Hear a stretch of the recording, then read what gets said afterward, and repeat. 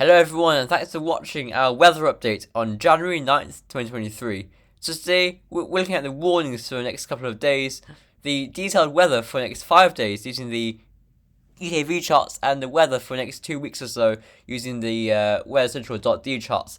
And the GAM has done it again. It's doing something crazy for day 10 around that sort of time frame. So you'll see that all in about 5 minutes or so.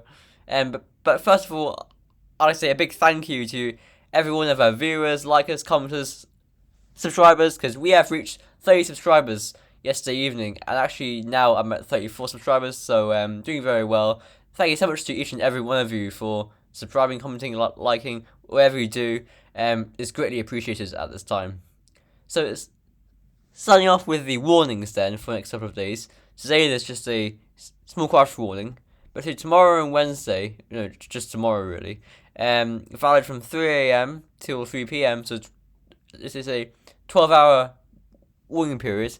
There's a rain warning for the southwest and west, so from Munster and Galway. Spells of rain overnight, and on Tuesday it will be heavy at times, leading to spot flooding. So we're in for a lot of wet weather, as we'll see in just a second. Over tonight and tomorrow, be quite a grim Tuesday coming up. So this is the EKV precipitation forecast in detail, high res. So going through tonight, you can see nicely that warm front coming in into Ireland, into the UK. But tomorrow morning, the main band of rain, you see the warm front here, to snow across Scotland. It's cleared, but we're left with a lot of cloud and further rain from the Atlantic. Then the cold front sweeps in at the end of the day. This one, it's actually quite rare, but the cold front doesn't seem to be as active as the warm front. And that clears off, and we're left with showers into tomorrow evening, and that's the same case into Wednesday. Into Wednesday, there'll be quite active showers with possibly hail, thunder, bit of sleet if it's cold enough. But yeah, you can see in the morning there a lot of active showers coming in across the country, and quite a nasty band there into the late morning and early afternoon.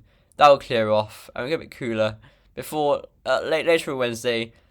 More rain coming in from the Atlantic.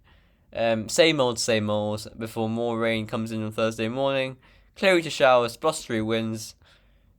Then on Friday we see rain coming in from the west. Bit wintry over hills in Scotland and England. And then that clears off on Saturday. And you can see that the rain turns quite widely into heavy snow across Scotland. Literally northern Scotland, so it's something to watch. And around this sort of time is when it gets a bit interesting, because we could start to get some colder air from Greenland, so we're all keeping an eye on that. Anyway, starting off with the GFS run. See how that's looking today. Starting off today with the cooler, showery, northwesterly winds. We get a transient bump tonight. Kill the showers off.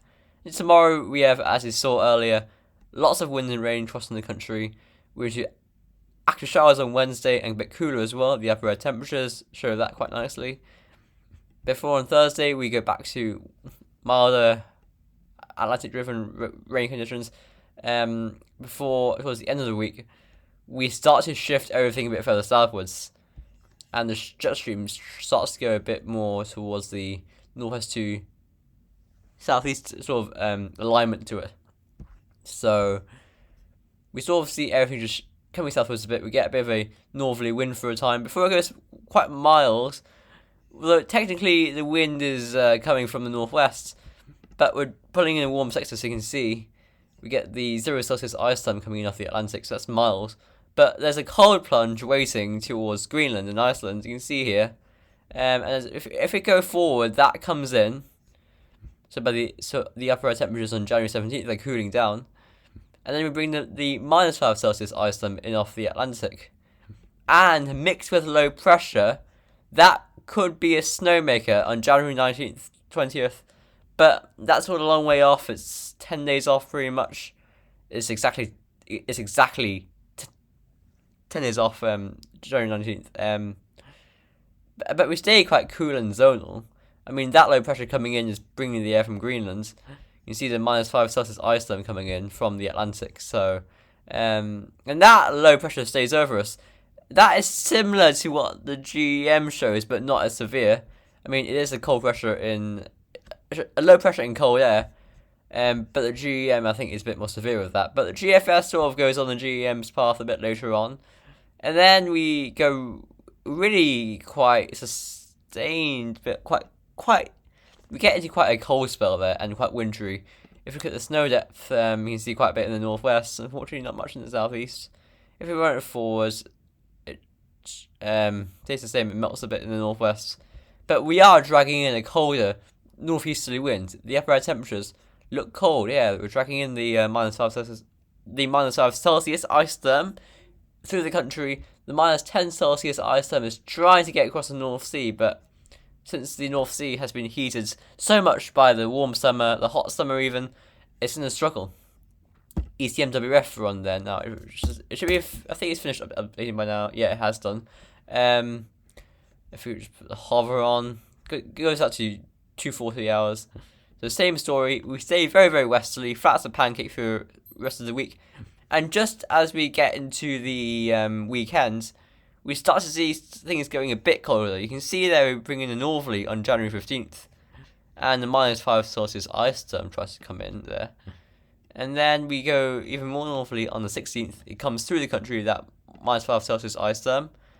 And then we go milder into the 18th. That's actually a big warm sector. Really big warm sector coming in. And it's actually coming in from the northwest. Quite interesting, but by the end of the CMWF run, we're back into colder air from Greenland. GEM run then. This does something really quite like what I did the last day, January 7th, when it brought the whole polar vortex down. So I'll show you what happens. We stay westerly, right up until the end of the week, and you can see this purple blob. Watch that as it comes. We start to go colder again, 14th and 15th of January. Again, that cold blob is showing signs of going into the Atlantic. We drag an area of low pressure through Ireland there into the 15th. If that is in cold air, which it is in cold air, there's a snow risk with that. Then we see this happen. The purple colours there, they come out of Greenland. The low pressure associated with them comes out of Greenland, and look at what happens. We have cold air, a cold fueled low pressure, I should say. The low pressure is fueled by cold air because it's part of the polar vortex. Again, it comes out of Greenland and it parks right over us, or just to our east, and we bring in that cold northerly winds. Upper air temperatures aren't that cold because this purple blob's travelled over the Atlantic Ocean, but still, that's part of the polar vortex coming down and just sitting right over us and plunging us into cold air. That would be a snowmaker. That'd be a snowmaker.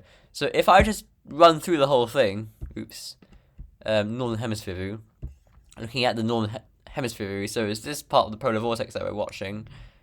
It comes out of Greenland there, forms a low pressure in the Atlantic, and we'll look at that.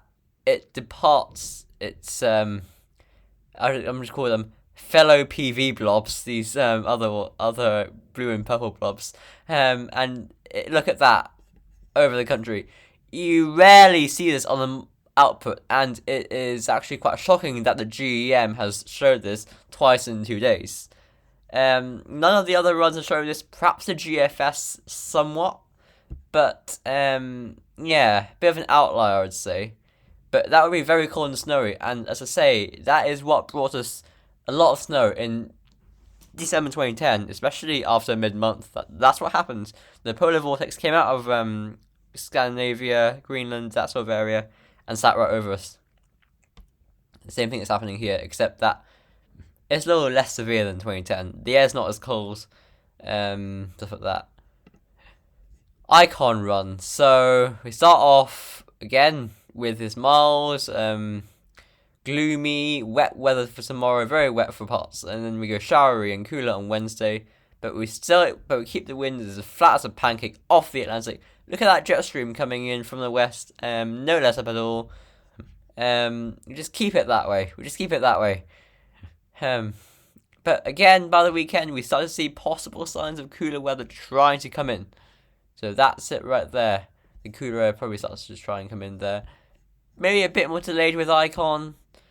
The low pressures are further north, but we get there eventually by Monday, January 16th. This day next week, we pull in the -5 Celsius ice storm across the country. However, this cold snap looks quite short-lived because we got the 5 Celsius ice storm, the +5 Celsius ice storm coming in from the Atlantic that probably has our name on it. This big warm sector coming in. Precipitation shows up nicely. A big warm front in the Atlantic waiting to swamp us. And then we push through, and eventually we found the warm front coming close to Ireland, and the upper air temperatures. The cold upper air temperatures are being shunted away, and the warm sector is coming in. But you can see another cold plunge waiting in Greenland. And then moving on to UK Met run. There we go, and we push in that westerly wind. The wind is flat as a pancake in off the Atlantic. Before we, on Friday and Saturday, begin to get that northwesterly in. Now, unfortunately, we couldn't run the UK Met run high res. This one, the one where I was showing the rainfall and clouds for, after this time pretty much. So we couldn't really see the precipitation type associated with this colder air mass. But yeah, that could, if we have the right dew points, the right time of the precipitation, so ideally it would fall about 1 hour before dawn, exact temperatures as well, and that would possibly bring snow. I say possibly because it's really unlikely and it's still an evolving situation. You can see putting in a northerly wind that upper temperatures are cold. Actually, since this is quite a high res run, and we couldn't see the precipitation on the original UKV run that I showed you earlier, we will take a look at it here on the model. So that would probably just fall as rain because it's about 5 to 8 degrees. But then we could possibly see some wintry showers and some bands of wintriness coming in. Like this could be interesting. Monday, January 16th at midnight. It's falling at night. Look at that. Quite cold, yeah, with that. Humidity temperatures. Look at that. So -1 in the south. Where the precip is falling, 2 or 3 degrees. So maybe you just had too mild for snow. Probably quite a bit of sleep with that. Then by 6 a.m. on Monday, this is where the precipitation is, and that would bring snow. Now, don't take this seriously. This would bring snow to the south, but it's a long way off. It's unreliable, and I'm just showing you this because we couldn't see this far on the UKV charts. And by the end of, by halfway through Monday, we are into a colder air mass from the north, -5 Celsius ice storm coming through. But then we have another warm sector waiting in the wings. Finally, then we have the Arpège run. This is a French run. I don't think it's fully updated. So it's fine. I'm just missing 6 hours. That's all. So moving on, you see westerly winds, and with Arpège, we can't go as far as when the cold snap starts. So we can't show you what it'll look like, but there is quite an interesting signal for the weekend and beyond for possibly cold zonality, winds from Greenland, possibly even Svalbard at times if the pressure comes down, and the GEM run has now shown for so twice in 2 days.